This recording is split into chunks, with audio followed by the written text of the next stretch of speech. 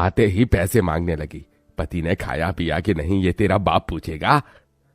नशे में तो बिरजू सरिता से अकड़ते हुए अपनी चमड़ी की चप्पल निकालकर उसे बहुत पीटता है। ये ले और लड़ाएगी जबान। मैं कमाता नहीं तो क्या इस घर में मेरी इज्जत नहीं होगी। ये ले। बचाओ, ओह बचाओ, माँ को मत मारो पिताजी। तभी लड़खड़ाते हुए बिछौने से उठकर बूढ़ा रामा कहता है, अरे निकम्मे, छोड़ दे बहू को, निकल जाए इस घर से तू, और फिर कभी शक्ल मत दिखाना। अरे ये मेरा घर है, मैंने बनाया है इसे। बिरजू चला जाता है। तभी रामा रोते हुए बोलता है, अरे जाने कैसे उड़ाऊं बेटे को जन्म दे दिया है मैंने। मेरे हाथों भारी गलती हो गई जो इसे तेरी शादी कराई। बहू माफ कर दे मुझे। पर उस 5 बेटियों की गरीब माँ का दुख इतना ही नहीं था कि एकदम से जोरदार तूफान उठा और झोपड़ी की छत हवा के झोंके से उखड़ कर गिर गई। हे भगवान, इतना भयंकर तूफान। तानी, गुड़िया, अंजू, तुम तीनों सोनी, राजा और मुनिया को लेके बाहर निकलो। मैं दादाजी को लेकर आती हूँ। उठिए बाबूजी। नहीं बहू, तू जा, मेरा समय आ गया है। तुझे उन 5 बच्चियों की सौगंध, तेरे बाद उन्हें देखने वाला कोई नहीं। जा बहू जा। सरिता के बाहर निकलते ही पूरी झोपड़ी गिर जाती है। सरिता छाती पीट पीट कर रोने लगती है। बाबूजी। अरे कैसा निर्दयी है रे तू ऊपर वाले। क्या मिला आखिर, क्या मिला तुझे मेरा घर उजाड़ कर। तू खुद तो अपने घर में सो रहा है और मेरी 5 बेटियों को बेघर कर दिया। जवाब दे, तू बोलता क्यों नहीं। सरिता को टूट कर रोता देखकर उसकी 5 बेटी भी बिलख बिलख कर रोती है। चुप हो जाओ माँ, रो मत। माँ, मुझे जल्दी ठंड लगती है। हे भगवान, इतनी बर्फ गिर रही है, मुझे इस ठंड से अपने बच्चों को बचाना होगा। सरिता सबका दरवाजा खटखटाती है मगर कोई भी मुसीबत में उसकी मदद नहीं करता। हार कर वो अपने जंगल वाले गाजर के खेत में आ जाती है और सब रात भर ठंड से कांपते ठिठुरते हुए बीतती है। माँ, बहुत भूख लगी है। हाँ माँ, मुझे भी भूख लगी है। तभी सरिता की सबसे बड़ी बेटी तानी खेत में देखती है जहाँ लाल लाल गाजर उगे थे। देखो माँ, हमारे खेत में तो गाजर तैयार हो गए हैं। फिर तानी अपने सभी भाई बहनों को गाजर तोड़ कर देती है। ये लो मेरी बहनों, गाजर खा लो।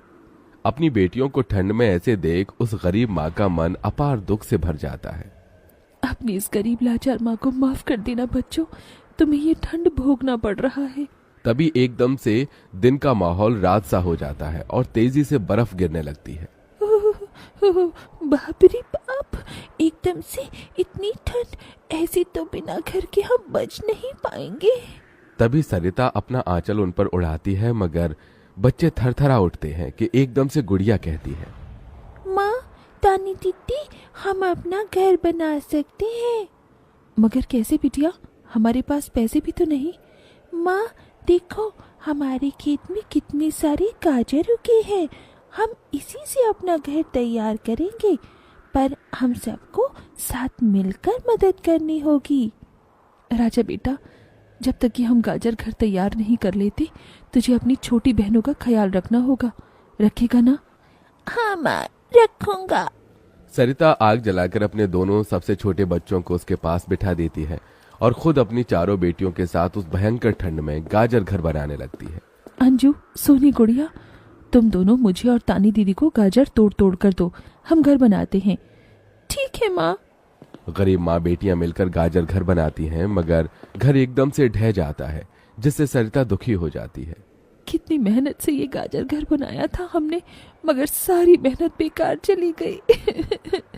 तभी 4 बेटियां रोते हुए गाकर अपनी माँ को हिम्मत देती हैं।